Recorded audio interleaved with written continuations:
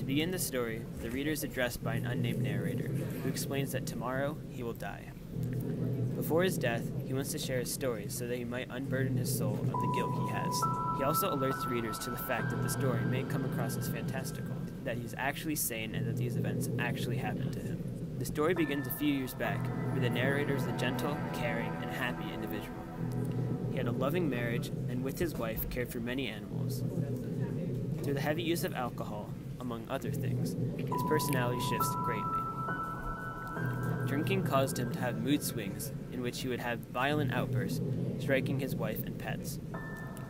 Up until this point, the only animal that escaped his wrath was Pluto, the family's favorite cat. One night after coming home drunk, the narrator feels like the black cat is ignoring him, and he reaches out to grab Pluto, who bites him in response.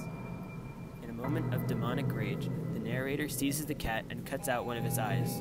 Although he later regrets his actions, his convoluted mind justifies his abuse. Soon after, he hangs Pluto from a tree in his yard, killing him. The night that he kills Pluto, there is a fire in his house. The narrator loses all of his materials, possessions, and wealth. Furthermore, a strange event takes place. On the single wall that was not burned down, an image of a large cat with a noose around it is burned into the plaster. Following these terrible events, the narrator explains that he wants to find another similar cat as he misses Pluto. Soon after, he finds a nearly identical cat, the only difference between a white patch on his chest.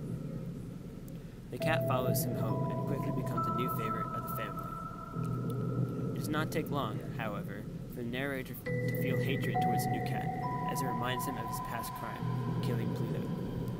The final straw for the narrator comes when the cat's white splotch slowly changes to resemble the gallows, a tool used for hanging people.